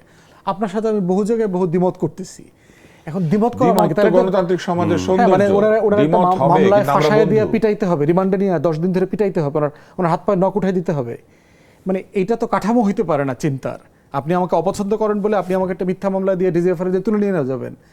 মানে এই যে কাঠামোগত প্র্যাকটিসগুলো আমরা দেখেছি, রাষ্ট্র তো আপনার এই সিম্পলি হাইকোর্টের ডিসিশন দিয়ে চলবে না। সেজন্যই তো সংস্কারের আলাপ। আমরা যেটা বলেছিলাম যে একটা ইন্ডিপেন্ডেন্ট পুলিশ কমপ্লেইন কমিশন করবার জন্য, পুলিশের বিরুদ্ধে যে মানে অভিযোগগুলো, এটা কে ডিল করবে, কে এটা তদন্ত করবে? পুলিশ করলে তো এটা ইনসাফ হবে না সেখানে। সেই কমিশনটা পর্যন্ত আপনার হয় নাই, এবং যতটুকু এগ্রি করা হয়েছিল সেটাও বিএনপি সরকার এসে ক্ষমতা রেটিফাই করে। আমরা তো দেখছি জবাবদিহিমূলক এলিট ফোর্স গঠনের নতুন আইন হবে, তার মানে লাভ হবে না। গুম খুন প্রতিরোধ করার জন্য যে এক ধরনের প্রস্তাব ছিল সংস্কারে, সেটাকে পাশ কাটিয়ে যাওয়া হচ্ছে। মানে ওইটা তো আলটিমেট এটা না, কাজ তো ওটা না, নতুন নামকরণ ওটা তো ভাবতে ডিফারেন্ট পারেন জিনিস। মানে এটা ডিফারেন্ট জিনিস, আইনি কাঠামো তো ডিফারেন্ট জিনিস। আমরা যে কারণে সচিবালয়, বিচার বিভাগের সচিবালয় আবার আলাদা আমরা করা, খাসলতে ফেরত আসি। তাহলে এই সংস্কারের মাধ্যমে কি আপনি মনে করেন যে খাসলত দূর করা যেত? ওভারনাইট হবে না, ওভারনাইট হবে না আপনার, কারণ অন্তর্বর্তী wholesale সরকারের দরকার। মধ্যেও তো আমরা এই খাসলত ওই যে দেখি। মানে একটা জিনিস যখন আপনার মানে আপনি যখন ভাত খাওয়ায় আসক্ত হন, আপনি লন্ডনে গেলেও দেখবেন যে জিব্বা খালি চুলকায় ভাতের জন্য। আপনি যত দামি খাবারই খান না কেন, রেস্টুরেন্টে গিয়ে 5 স্টারে খান, দিন দেখবেন একটু ডাইল, একটু আলু ভর্তা, একটু কাঁচামরিচ। আমার এই ব্যক্তিগত অভিজ্ঞতা রয়েছে। আমি বিতর্কে গিয়েছিলাম, আমার একজন টিমমেট, উনি ভাত ছাড়া কিছুতেই থাকতে পারবেন না। এক পর্যায়ে কাঁদতে শুরু করলেন যে আমি ভাত ছাড়া আমি বাঁচবো না। তো এটা হলো খাসলতের সমস্যা। আমি সমস্যা মনে করি না, কিন্তু ভাতের প্রতি বাঙালির একটা প্রেম আছে। হ্যাঁ, এটা আমাদের জাতিগত একটা রিয়েলিটি। তো সেইখানে আপনার মানে পাবলিক প্রসিকিউশন থেকে শুরু করে অ্যাটর্নি জেনারেলের অফিস, অ্যাপয়েন্টমেন্ট সিস্টেম, ইভেন দেখেন, যেহেতু আপনি কারিনা নিয়ে আলোচনা করেছেন, একটা জেলার অ্যাসিস্ট্যান্ট পাবলিক প্রসিকিউটর, তিনি তার মৃত্যুতে উল্লাস করে আপনার পোস্ট দিয়েছে। সরকারের কর্মকর্তা, যার দায়িত্ব হচ্ছে ইনসাফ করা, মানুষ যেন জুলুমের শিকার না হয়, জুলুমের শিকার হয়ে যে মামলাটার আসামি হয়েছে তাকে মুক্ত করে দেওয়ার ব্যবস্থা করা। গবেষণা করেছে। তা সাহলে সেই লোকটা দেখেন পোস্ট দিয়েছে, আমি তার নাম ভুলে গেছি, নাটোর, পাবনা, এরকম কোন একটা জেলার এপিপি। এত বেশি এই ঘৃণার বিস্তার, এক্স্যাক্টলি কার নাম আপনি মনে রাখবেন? তাহলে এই খাইসলতটাকে আপনার রাষ্ট্র আকারে ডিল করতে হবে সুশাসনের জায়গা থেকে, গভর্নেন্স, যে আপনি কিভাবে আইনের শাসন দেবেন, প্রতিষ্ঠান তৈরি করবেন, কাঠামো তৈরি করবেন, করে একটা সিস্টেম বহু সময় ধরে যখন আপনি প্র্যাকটিস করবেন, তখনই হচ্ছে এটা পুরাতন খাইসলতকে রিপ্লেস করবে। আদারওয়াইজ 1 বছর, 16 মাস, 18 মাস, 2 বছর, 10 মাস, 20 মাস, এটা দিয়ে এটা হবে না। কারণ জিনিসটা একদিনে যখন তৈরি হয় নাই, এটা একদিনে আপনি সমাধানও করতে পারবেন না। তাই রাষ্ট্র আকারে সিদ্ধান্ত নিতে হবে যে আমরা এই কাজটা করব না। প্রশ্ন হচ্ছে, যারা নির্বাচিত হয়ে আসলো তারা কি এই প্র্যাকটিসের মধ্যে আছে? চিটাগংয়ে দেখেন, সিটি কলেজে মারামারিতে দা কিরিচ আকারে আমরা দেখলাম না, একটা মানুষকে গ্রেফতার করা হয়েছে। একজন পীরকে হত্যা করা হয়েছে কুষ্টিয়ার এইদিকে, সবাই বিএনপির পদস্থ নেতা এলাকার, একজনের বিরুদ্ধে মামলা হয়েছে, কাউকে গ্রেফতার করা হয়েছে। আপনার এই যে মিরপুরে দেখলাম, এই যে মিলেমিশে চাঁদাবাজি করতেছে, প্রথম আলো বিশাল রিপোর্ট করেছে, 72টা গ্যাং, প্রায় সবাই সরকারি দলের লোকজন। শাহ আলীর মাজার কি শুধু মাজার ভাঙা হয়েছে? শাহ আলী 400 দোকানের মালিক এই মাজার ট্রাস্ট। মানে পিছনে যেটার অর্থনীতি আছে, লুটপাট আছে এখানে শুধু মাজারটা ভাঙছে, আপনি মব তৌহিদি বলে এই তর্ক আপনি রেজলিউশন করতে পারবেন না। এই তর্কের পিছনে বিশাল হাজার হাজার কোটি টাকার লুটপাটের গল্প আছে। অতএব সেই গল্পগুলোকে আপনি কিভাবে ডিল করবেন? আইনের শাসন দিয়ে ডিল করতে হবে। ফৌজদারি অপরাধকে ফৌজদারি অপরাধ আকারে ডিল করতে হবে। অমুক করেছে, তমুক করেছে, তৌহিদি জনতা করেছে, সমাধান না তো। যিনি গ্রো করেছেন তাকে বিচারের মুখোমুখি এই করেন। পুরো ব্যাপারটা আমরা অন্তর্বর্তী সরকারের সময় দেখি নাই, তারা বিচার করতে রাজি ছিলেন না, ভুয়া মামলা দিতে রাজি ছিলেন। না ওয়েল, আমার ভুয়া মামলার পরিমাণ পার্সেন্টেজে তা বলে না, মানে বিষয় যেটা হচ্ছে তারা অনেক কিছু হ্যান্ডেল করতে পারে না। হওয়ারই কি কথা না, আমরা percentage বলে পার্সেন্টেজ না? কেন দেখবো? না মানে বিষয় হচ্ছে যে কাঠামো সমস্যা তো। কিন্তু ভুয়া মামলার তো হওয়ারই কথা না, ভুয়া মামলা হবে কেন? কথা সত্য, কথা তাই না? সত্য। আমরা পার্সেন্টেজ এই যে দেখতে যাবো কেন? বাংলাদেশের পার্সেন্টেজ ইতিহাসে হয়ে যাওয়ার চেয়ে কথা বড় ছিল বেশি negligible। ভুয়া মামলা হয় নাই। না, না, কিন্তু সত্য, ধরেন এটা এই যে সত্য না। 100% সত্য। 798টি মামলায় 5074 জন, তার মানে অন্তত সরকার স্বীকার করেছেন বা সিস্টেম স্বীকার করেছে যে 5074 জনের নামে ভুয়া মামলা হয়েছিল। কিন্তু এটা তো কেয়ারটেকারই এই প্রভিশনটা করেছে, এই যে একটা মানে 173A প্রভিশন করলো যে যারা বোধ করছেন আপনাদেরকে মিথ্যা মামলায় ফাঁসানো হয়েছে, আপনারা এসপি তো অথবা সেটা তো পুলিশ। আমরা না, আমরা এটা করেছি, আশা করি নাই। না, আমি মানে আমরা তো কেয়ারটেকারের অন্তর্বর্তী সময় সরকারের কাছে এটা আশা করি। ঠিক আছে, কিন্তু তারা যে একটা কাঠামোগত সমস্যা ফেস করতেছে, তারা অ্যাকনলেজ করেছে বলেই তখন আপনার এই প্রভিশনটা আবার করেছে। নিজেরাও এটাই করেছে। ওয়েল, নিজেরা করেছে না কাঠামো থেকে করেছে, পুলিশের খাইসলত, রাজনীতিবিদদের খাইসলত, মিলেমিশে মামলা থেকে টাকা ইনকাম করা, যেটা আনিস ভাই বলছেন, এটা সবসময় সরকারের তার উপরেও মানে না। ওই যে আমাদের একটা গান আছে যে ইজ্জত যায় না মোলে, স্বভাব যায় না ধুলে, মানে মরে গেলেও ইজ্জত চলে যায় না আর স্বভাব ধুলে চলে যায় না। হ্যাঁ, তারপরে এরপর আরেকটা লাইন আছে যে গায়ের গন্ধ যাবে কি সাবান মাখিলে। তো আপনার কি মনে হয় যে এই যে আমরা যে আলোচনার মধ্যে ছিলাম, সেই আলোচনা আপনি কিছু যদি যুক্ত করেন, আসলে কি এটা স্বভাবের প্রবলেম, নাকি এটা আসলে ক্ষমতায় গেলে ক্ষমতাকে স্থায়ী করার জন্য একটা চেষ্টা, যে বিরোধীদের সকল মতামতকে নানানভাবে হয়রানি করে আমরা বন্ধ করে দিব, অথবা যার কথা ভালো লাগে না তাকে আমি কোনো না কোনো ভাবে এটা হচ্ছে অন্যায়ভাবে এটা চেয়ারে হেয় যারা করব। শুনেন, এখানে চেয়ারে যারা বসে তাদের ভূমিকাটা হচ্ছে প্রধান। ওনারা আসলে কোন দিকে নিতে চান, এটা হচ্ছে সবচেয়ে বড় বিষয়। আপনি স্বরাষ্ট্রমন্ত্রী হয়েছেন, আপনি কি আসলে আগের স্বরাষ্ট্রমন্ত্রী যেভাবে পুলিশ দিয়ে যে হয়রানি করেছে, পুলিশ যেভাবে যা ইচ্ছা করেছে, সেটাকে আপনি ওকে করে দেবেন? না আপনি ওরে ধরে আনেন, এরে ধরে আনেন, এগুলো করবেন? না আপনি বলবেন যে তোমরা নিয়ম মতো চলো এবং পুলিশ প্রশাসনে একটা স্থিতিশীলতা আনো। তোমরা পুলিশের ভিতরে এবং পুলিশ হত্যা যতগুলো ঘটেছিল, পুলিশকে অবৈধভাবে চাকরিচ্যুত করা, পুলিশের দলীয় দালালির জন্য একটা শ্রেণীকে আপনি সাজা দিচ্ছেন, কিন্তু নিরীহ মধ্যম সারির যারা বা নিম্ন সারির যারা বসের আইন মানতে বাধ্য, তাদের নিয়ম তাদের আইন অভ্যন্তরীণ আইন অনুযায়ী সেগুলো তাদেরকেও আপনি সাজা দিচ্ছেন। তো ওভারঅল আপনি যদি চিন্তা করেন যে, এবং আইন মন্ত্রণালয়ের একটা ব্যাপার আছে, আইন মন্ত্রণালয় কি আগের মতোই চলবে? তাদের প্রসিকিউশন যেটা করে দিচ্ছে তারা সেটাতেই মেনে নেবে? তাদের তো প্রসিকিউশন স্বরাষ্ট্র মন্ত্রণালয়ের, তাদের আইন কর্মকর্তারা কি করবে এখানে? তারাও কি এটা সায় দেবে কিনা? তাদের আইন কর্মকর্তারা এমনি ভুয়া মামলা তারা জানে, তারপরেও তারা ওইখানে গিয়ে ডিফেন্স করছে এবং তারা আবার এক ধরনের ভীত হয়। রিসেন্টলি আমি আমার একটা মামলাতে গিয়েছিলাম এবং অহেতুক কিছু মানে ডিফেন্স করছে তারা। আমি কেন এরা এটা করতেছে? এরা তো জানে এটা ভুয়া। তো বলছে এখানে গোয়েন্দা আছে, এই আপনার যদি এইটা বিরোধিতা না করে, গোয়েন্দারা আবার ওনার নামে রিপোর্ট দেবে। মানে অদ্ভুত, মানে রাষ্ট্রযন্ত্রের কোনো চেঞ্জ নাই, এটা আগের মতোই আছে। তো এইগুলো হচ্ছে যে যিনি ক্ষমতায় থাকবেন, যেন চেয়ারে বসবেন, ওনার তরফ থেকে এই ধরনের নির্দেশগুলো যেতে হবে, আদারওয়াইজ এগুলো চেঞ্জ হবে না। তার মানে মাথা যদি সরাসরি হস্তক্ষেপ না করে হবে না, তাহলে এটা হবে না। কারণ ওনাকে ওরকম করে বুঝাবে আগের জনকে যেভাবে বুঝিয়ে গেছিল। তার মানে যারা বুঝায় তারা তো সবচেয়ে বড় ইনফ্লুয়েন্সার। তারা একটা ভুল বিষয় এত বুদ্ধিমান, এত শক্তিশালী, এত উচ্চ পদের মানুষকে বোঝাতে পারে। তাদের মধ্যে একদমই ভীতি কাজ করে। তারা মাসিমারা কেরানি, যেটা বলি মাসিমারা কেরানি, তো আপনি জানেন কীভাবে আসলো? ওই ফাইলের মধ্যে ওই জায়গায় একটা মাসি মরেছিল, সে পুরনো ফাইল ঘেটে দেখেছিল, তারপর একটা মাসিকে মেরে সে ওইখানে লাগিয়ে দিয়েছিল যে এই ফাইলটা তো এইভাবে যাবে। তো তারাও একই ধরনের ভীতিতে আছে। তারাও যদি বিবেক বুদ্ধি খাটিয়ে কোনো একটা ডিসিশন নেয়, স্যার যদি এটাতে রেগে যায়, কারণ স্যারদেরও তো এই সংস্কৃতি আছে যে তুমি এটাতে আগে কিভাবে হয়েছিল, তুমি এইভাবে করলা কেন? আমরা এই পর্যায়ে এসে একটি বিরতি নিচ্ছি এবং বিরতির পর আবার ফিরে আসব।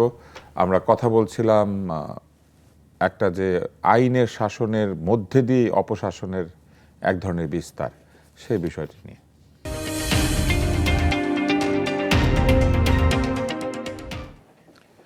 বিরতি শেষ হয়েছে, ফিরে এলাম চলমানে। চলমান আসলে একটা আড্ডা ধর্মী অনুষ্ঠান, আমরা কথা বলি এবং খুবই বন্ধুত্বপূর্ণ পরিবেশ। আজকে যেমন ব্যারিস্টার ফুয়াদ আমাদেরকে মনে করিয়ে দিলেন যে আমরা অনেক তর্ক করেছি, আমরা এমনকি উচ্চ কণ্ঠেও তর্ক করেছি, কিন্তু আমাদের মধ্যে খুবই চমৎকার সম্পর্ক এবং এইটাই তো রাজনীতি হওয়ার কথা ছিল।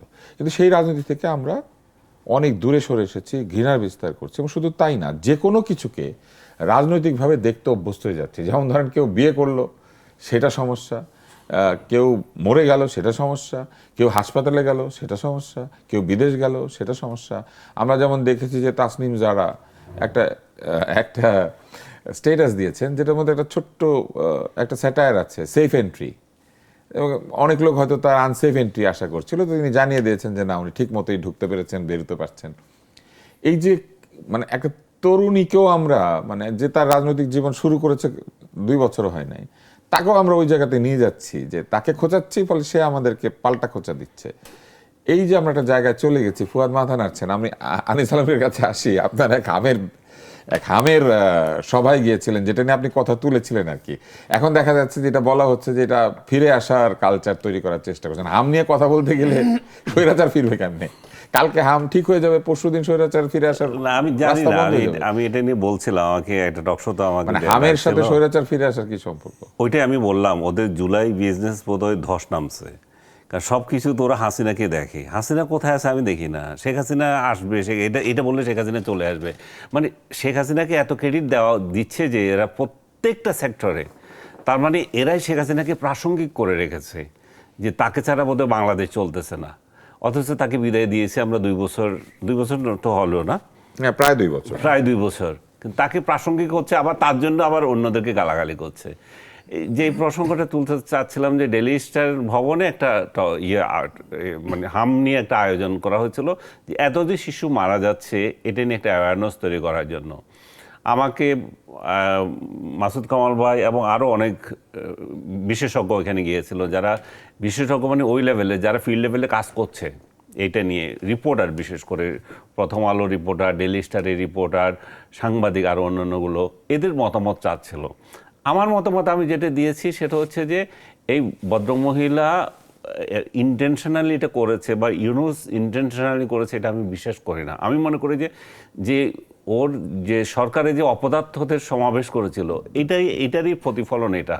এবং আমি ভেরি রিসেন্টলি দেখলাম যে আরেকটা টেলিভিশনের রিপোর্টও, আমি নামই বলি, অসুবিধা কি, ওই যে এই টেলিভিশনটা স্টার নিউজ, তারা খুব সুন্দর একটা রিপোর্ট করেছে এবং তারা সেখানে উল্লেখ করেছে হামের আসলে টিকার অভাব ছিল না, ছিল এই অ্যাওয়ারনেসের অভাব। এটা কোনো 25 সাল পর্যন্ত কোনো কিছুই হয় নাই। এবং এই যে সমস্ত ব্যর্থতাগুলো আমি একসঙ্গে তুলে ধরে বললাম যে তাহলে এটার জন্য সাজা দিতে হবে ডক্টর ইউনূসকে এবং তার ওই নিয়োগকর্তাকে। এখন আনিস আলমগীর হাম বিশেষজ্ঞ কিনা, সে কেন ওইখানে গেল? তো তারা তো এই কোশ্চেন করতে পারতো যে এই ভদ্রমহিলা যাকে ডক্টর ইউনূস উপদেষ্টা বানিয়েছে, সে কোন বিশেষজ্ঞ? তারে যে এরকম একটা বড় দায়িত্ব দেওয়া হয়েছিল। আর প্রত্যেক কথা বলার জন্য কি প্রত্যেক সাবজেক্টে বিশেষজ্ঞ তো হতে হবে? তাহলে আপনি ডাক্তার ছাড়া আপনি রাজনীতি নিয়ে কথা বলেন কেন? তাহলে ফুয়াদ তুলতে পারে যে রাজনীতি নিয়ে আপনারা কথা বলেন কেন? আমরা রাজনীতিবিদ, আমরাই কথা বলবো। আমি সাংবাদিকতা পড়েছি, আমাকে বলা হয়েছে jack of all trades, master সমাজে যারা বিভিন্ন ক্ষেত্রে কাজ করেন, তারা যে কোনো সামাজিক সমস্যা নিয়ে তাদের অবস্থান থেকে তো কথা বলতে পারে। আমি সাংবাদিকতার ডিগ্রি নিয়ে বলতে পারি, কারণ আমি সাংবাদিকতার ডিগ্রি নিয়ে বলতে পারি, কারণ আমাকে শেখানো হয়েছে ডক্টর কামাল যতই আইন বিশেষজ্ঞ হোক, তাকে তুমি কিভাবে কোশ্চেন করবে, আইন তোমাকেও জানতে হবে। বিশ্বধরী বড় বড় ডাক্তার হোক, তাকেও ডাক্তারি নিয়ে কোশ্চেন করবে। এটাই নিয়ম, এটাই সাংবাদিকতা। এখন আমি বলবো না কেন? এখন যাদের গা জ্বলতেছে, যাদের ব্যবসাতে সমস্যা হচ্ছে, জুলাই বিজনেস করতে পারছে না, তারা ডক্টর ইউনূসকে নিয়ে কিছু বললে এটাতে গায়ে লাগিয়ে দিচ্ছে। অথচ ওরা নিজেরাই 500 শিশু হত্যা নিয়ে কিছু বলে না। ওরা ইউনূসকে দায়ী করে না, ইউনূস প্রসঙ্গ নাই, এবং এটা ঢাকার জন্য ওরে অভিযোগ করে। এবং সেই সমাবেশটাতে এমন কোনো কিছু হয় নাই, শুধু একটা মাত্র অ্যাওয়ারনেস তোলা হয়েছিল যে এই মৃত্যুর দায় নিতে হবে, যারাই করুক, এই সরকার করুক আর পরের সরকার করুক, আগের সরকার করুক। এখন ইউনূসের কথা আলোচনায় আসবে কেন? ইমিডিয়েট সরকার সে ছিল, তো কাকে আলোচনা করবে? এর আগে ছিল শেখ হাসিনা, সেই সরকারের আসবে, দুইটাই তো আলোচনা হচ্ছে। এবং বর্তমান সরকারের আলোচনা হচ্ছে। এর বাইরে আমরা কোন সরকারের নিয়ে আলোচনা করব? বখতিয়ারউদ্দিন খিজলি, শায়েস্তা খান, এগুলো তো আমরা আলোচনা করতে পারি না। আমরা ব্যারিস্টার ফুয়াদের কাছে আসি। যে কোনো সামাজিক সমস্যা হোক কিংবা সামাজিক উদ্যোগ হোক, সেখানে তো সমাজের বিভিন্ন ক্ষেত্রে মানুষেরা আসতেই পারেন, এবং যে অনুষ্ঠান বা যে কাজটা ঠিক কোনো বৈজ্ঞানিক সভা না, আর সেখানে এসে যদি তারা তাদের হয়তো অজ্ঞতা থেকেও কথা বলতে পারেন, তো তাতে ওইখানের কথাবার্তা বা কন্টেন্ট কি সেটা না জেনে শুধু উপস্থিতির কারণে কি সভাটা বিতর্কিত হয়ে আমি একটা সেকেন্ড বলি, আপনি বলছেন অজ্ঞতা থেকেও বলতে পারে, পারে না মানুষ না বলতে পারে, কিন্তু ওইখানে অজ্ঞতা থেকে বলেছে, সেরকম যদি বলতো যে এই বিশেষজ্ঞ আমি প্রশ্ন এটা নিয়ে করছি। বলেছে, হ্যাঁ, আমাকে আপনি একটু content নিয়ে আলোচনা একটু করেন। সাংবাদিকতা করতে দেন। সেটা হচ্ছে যে ওইখানে কি কথা হয়েছে সেইটা না জেনে শুধুমাত্র উপস্থিতি, বিভিন্ন ব্যক্তির উপস্থিতির কারণেই আসলে এক ধরনের একটা প্রচারণা শুরু হয়েছে। না, আমার মনে হয় যে ওইটা একমাত্র বিষয় না। একটা বিষয় হচ্ছে যে আমাদের এখানে তো এক ধরনের বুদ্ধিজীবিতার চর্চার হচ্ছে, যারা কন্টিনিউয়াসলি ইউনূস অ্যাডমিনিস্ট্রেশনকে আন্ডারমাইন করবার জন্য বয়ান তৈরি করছে। যদি ধরেন ইউনূস সাহেবের স্বাস্থ্য উপদেষ্টা কি আসলে স্বাস্থ্যের লোক ছিলেন বা ওনার স্বাস্থ্য ওটা বলতে সম্পর্কে জ্ঞান সমালোচনা ছিল? করেন। এখন ধরেন হাম নিয়ে যারা কথা বলতে গেছে তারা হাম বোঝে না, স্বাস্থ্য উপদেষ্টা তো স্বাস্থ্যই বুঝতো না। না, ঠিক আছে, এটা নিয়ে সমালোচনা করার সুযোগ আছে, কিন্তু প্রশ্নটা কেন উঠছে এই জন্য বলছি আর কি। প্রশ্নটা উঠছে এই কারণে, কারণ যারা গেছেন তাদের একটা বড় অংশ কন্টিনিউয়াসলি ইউনূস অ্যাডমিনিস্ট্রেশনকে বিভিন্ন ফোরামে আন্ডারমাইন করবার জন্য চেষ্টা করছেন, এবং এইটা ফোরামের ভেন্যু একটা ইম্পর্টেন্ট জায়গা, যে কোথায় প্রোগ্রামটা হচ্ছে, সংগঠন কাদের উদ্যোগে প্রোগ্রাম হচ্ছে, এটা একটা ইম্পর্টেন্ট জায়গা। এই কম্বিনেশনগুলো সোশ্যাল মিডিয়াতে রিয়াকশন ক্রিয়েট করাটা জেনুইন, এটার ভিতরে আমি কোনো সমস্যা দেখি না। আপনি গেছেন, আপনার প্রোগ্রাম, আপনার বক্তব্য দিয়ে আসবেন, আপনারা দেখে আমার ওইখানে একটা মতামত তৈরি হইতে পারে, এটাও কারেক্ট, ঠিক আছে। আমরা নিজেরা আমাদের দলের পক্ষ থেকে হাম নিয়ে একটা ব্রিফিং করেছি, আমি জানি না আপনার চোখে পড়েছে কিনা। আমরা কিন্তু কিছু মৌলিক প্রশ্ন রেজ করেছি সরকারের জন্য, যে আমরা বলেছি, দেখবেন সরকার বলছে হামের উপদ্রব শেষ হয়ে যাওয়ার পরে তদন্ত কমিটি করতে। আমরা বলছি না, এটা এখনই করতে হবে, কারণ আপনি যদি কমিটি করে 10টা শিশুর জীবনও বাঁচাইতে পারেন, এটাও তো রাষ্ট্রের আমার অ্যাচিভমেন্ট। আমি তো চাই না আরেকটা শিশু মারা যাক। দ্বিতীয়ত হচ্ছে যে তদন্ত কমিটি আসলে দোষী ব্যক্তিদেরকে বের করতে পারবে, কারণ বের করতে পারবে, কিন্তু শিশুর জীবন তো বাঁচাবে আসলে স্বাস্থ্য ব্যবস্থা না। সেটা তো বলতেছি, আগামী সিস্টেমে এই উপদ্রবটা যেন আবার 6 মাস পরে না হয়, 1 বছর পরে না হয়, সেটা তো আপনাকে ইমিডিয়েটলি এটার জন্য তো ইনভেস্টিগেট করতে হবে যে সমস্যাটা কোথায়। দ্বিতীয়ত হচ্ছে যে ইউনূস সরকারের ব্যাপারে বলা হচ্ছে তারা টিকা কেনে নাই, কিনলে দেরিতে কিনছে, গ্যাভিকে টাকা দেয় নাই, বরাদ্দ দেয় নাই, এরকম অনেকগুলো মিসইনফরমেশন প্রচলিত আছে, প্রচুর ছড়ায় গেছে। অথচ যে কোনো আমলের থেকে আওয়ামী লীগের লাস্ট ফাইন্যান্সিয়াল ইয়ারের থেকে দ্বিগুণেরও বেশি বরাদ্দ দিয়েছে ইউনূস সরকার, 1000 কোটি টাকার উপরে। তারপরে তারা ক্রয় পরিপত্রর প্রসেস বদলের একটা সুপারিশও করেছে, কিন্তু ইউনিসেফ থেকে টিকা কেনা হবে না এই সিদ্ধান্ত তারা কিন্তু নেয় নাই। তারা যুক্তি কি দিয়েছে, বলেছে ইউনিসেফ তো টিকাটা তৈরি করে না, আপনি তো প্রফেশনাল লোক, এই জায়গায় আপনি বুঝবেন, সে কি করে, আমাকে সাপ্লাই করে, কোনো ক্রেতার কাছ থেকে কিনে এনে দেয়, এটা কোনো প্রস্তুতকারকের কাছ থেকে, যারা ম্যানুফ্যাকচার করেন। সরকার বোধ করছে আমরা যদি ডাইরেক্টলি ম্যানুফ্যাকচারের কাছ থেকে কিনি, তাহলে রাষ্ট্রের 15 to 20% খরচ সাশ্রয় হওয়ার সম্ভাবনা আছে। অথবা এই টোটাল টেন্ডারিং প্রসেসটা আমরা বদল করতে পারি কিনা, এর একটা সুপারিশ তারা করে দিয়েছে, তারা কিন্তু ইমপ্লিমেন্ট করে নাই, সরকারের জন্য রেখে দিয়েছে। থার্ড হচ্ছে, গত 25 সালের জুন মাস থেকে সেপ্টেম্বর টানা 4 মাস টিকা প্রদানকারী যে স্বাস্থ্য সহকারী আছেন তারা আন্দোলন করেছেন বেতন ভাতার জন্য, এবং কাজে প্রচণ্ড ব্যাঘাত ঘটেছে সারা বাংলাদেশে। তাহলে প্রশ্ন হচ্ছে যে এই 4 মাস যাদের বয়স 9 মাস ছিল, 15 মাস ছিল, তার ডিউ টিকাটা ওই বাচ্চাটা মিস হয়েছে কিনা। কিন্তু আবার শতাংশ বলছে যে আমার টিকা দানের শতাংশ 91-93, যেটা ইউনিসেফ সহ গ্লোবাল স্ট্যান্ডার্ড ওয়াইজ আমার দেশের জন্য ঠিক আছে। তা আবার উল্টা জরিপ হচ্ছে আপনার 34 to 40% শিশু মারা গেছে যাদের বয়স 6 মাস অথবা তারও কম, কিন্তু টিকার বয়স 9 মাস। তাহলে প্রশ্ন হচ্ছে, ফান্ডামেন্টালি অনেকগুলো প্রশ্ন আসছে এখানে। আসলে টিকার জটিল একটি বিজ্ঞান রয়েছে, এখানে লম্বা আলোচনা আছে, যেটা আপনি বুঝবেন। টিকার হার কমে গেলে, যখন হার্ড ইমিউনিটি কমে যায়, তখন কিন্তু এরকম হতে পারে, কম বয়সী শিশু তাহলে এটা তো ইনভেস্টিগেশন করতে হবে, পুষ্টিহীনতা থাকলে হতে পারে। ইউনূস সরকার কিন্তু একটা কাজ করেছিলেন, তারা এইচপিএনএসপি বাতিল করে দিয়েছিলেন, এবং এইচপিএনএসপি বাতিল করার কারণে 38টা স্বাস্থ্য কার্যক্রম ব্যাহত হয়েছিল, শুধু টিকা না, এবং সেখানে পুষ্টির কার্যক্রম ছিল। সেটা তো আপনার ইনভেস্টিগেট করতে হবে, তো এখন সরকারকে তো এটা ফাইন্ড আউট করতে হবে যে এবং মার্চ মাসে একটা সভা হয়েছিল, যেটার খবর 2025-এর মার্চে, যেটার খবর সব পত্রিকা ছাপা হয়েছিল, যে এই সেক্টর প্ল্যান বাতিল করে দেওয়া হয়েছে, সকল জায়গাতে চিঠি দিয়ে দেওয়া হয়েছে যে সরকার এই টাকাটা এইভাবে খরচ করবে না, তারা অন্য কোনোভাবে হয়তো করবে। ঠিক আছে, মানে আপনি এটা রেজ করেন, এটাই তো তদন্ত কমিটির কাজ। আমি বলেছি ক্রস পার্টি পার্লামেন্টারে একটা কমিটি করে দেন, যারা এটা ইনভেস্টিগেট করুক যে আসলে হোয়াট ওয়েন্ট রং। কিন্তু এগুলোর কনক্লুশনে আমার স্টাডিতে যেটা আমি দেখেছি, আমরা এখনই শেষ সমাজের করব, অনেকগুলো মৌলিক, এটাই আপনার শেষ কথা। সমাজের অনেকগুলো মৌলিক মানে ফেয়ারনেসের কোয়েশ্চেন আসছে। আপনি দেখবেন যারা মারা গেছে তারা সবাই গ্রামীণ দরিদ্র কৃষক পরিবারের, অভাবী পরিবারের সন্তান এবং পরিবার। তাহলে ম্যালনিউট্রিশন, অধিকাংশ। হ্যাঁ, মোটা দাগে ম্যালনিউট্রিশন একটা বড় জায়গা, ইকোনমিক ফেয়ারনেস একটা বড় জায়গা, নিউট্রিশনও ছিল। রাইট। তাহলে এটা রেজ করতে হবে ওখানে, ইনভেস্টিগেশনের মাধ্যমে তো সেটা আসবে যে কেন দরিদ্র পরিবারের সন্তানরা মারা গেল, কেন আইসিইউ নাই, কেন বেড নাই, কেন আমার হেলথ কেয়ার সিস্টেম ওই পর্যন্ত যেতে পারে নাই। আমাকে তো এই সামগ্রিক কনভারসেশনটা করতে হবে। শুধুমাত্র ইনুস সরকার দায়ী, শুধুমাত্র স্বাস্থ্য উপদেষ্টার ডিগ্রি নাই, এই কনভারসেশন এরা সমাধান করবে না। তাহলে আমরা একটা জিনিস বুঝলাম যে ডিগ্রি না থাকলেও স্বাস্থ্য উপদেষ্টা হওয়া যায়, কিন্তু ডিগ্রি না থাকলে, সারা পৃথিবীতে, হ্যাঁ, কিন্তু ডিগ্রি না থাকলে হাম নিয়ে কথা বলা যায় না। আমরা এই পর্যায়ে এসে আজকের অনুষ্ঠান শেষ করে দিতে হচ্ছে। আমার উপস্থাপনায় কোনো ডিগ্রি নাই, সাংবাদিকতাতেও ডিগ্রি নেই। আমি ডিগ্রি নিয়েছিলাম ডাক্তারিতে, কিন্তু আমি যখন উপস্থাপনা করি তখন লোকজন আমাকে মনে করে দেয় যে আমি তো ডাক্তার, আর আমি যখন ডাক্তারি করতে যাই লোকজন বলে আপনি তো উপস্থাপক। সমস্যাটা আমাদের এইখানে। একজন মানুষ যে ভিন্ন ভিন্ন বিষয়ে যথেষ্ট পড়াশোনা করতে পারে অথবা চেষ্টা করতে পারে, সেই বিষয়টিকে আমলে না নিয়ে সকল ব্যর্থ প্রজন্ম কিংবা ব্যর্থ ব্যক্তিগণ অন্যের ব্যর্থতাতে আনন্দ পেতে ভালোবাসেন, কিন্তু কি করে সফল হওয়া যায় কিংবা কি করে কাজটা ঠিকমতো করা যায় সেই চেষ্টা করেন না। আজকে হাম বলেন কিংবা এই সামাজিক যোগাযোগ মাধ্যমে যে কদর্যতা কিংবা নৃশংসতা বলেন, নির্মমতা বলেন, আজকে ভুয়া মামলা বলেন অথবা মানুষকে হয়রানি করা বলেন, এই সব কিছুর পেছনেই কাজ করে হচ্ছে পুরো সিস্টেমকে ব্যর্থ করে দেওয়ার জন্য নিয়োজিত কিছু ব্যক্তি, যেটি ব্যারিস্টার ফুয়াদ বলেছেন খাসলত।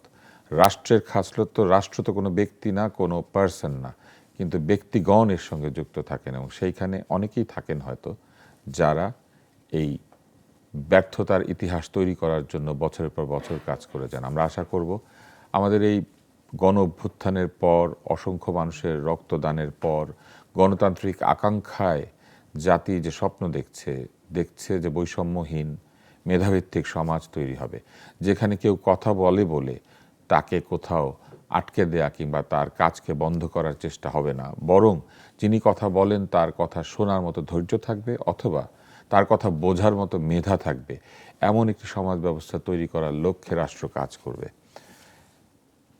কিন্তু কতটুকু সেই স্বপ্ন সফল হবে আমরা সেটা জানি না। আজকের মতো শুভেচ্ছা, আশা করছি দেখা হবে আবারও চলমানই।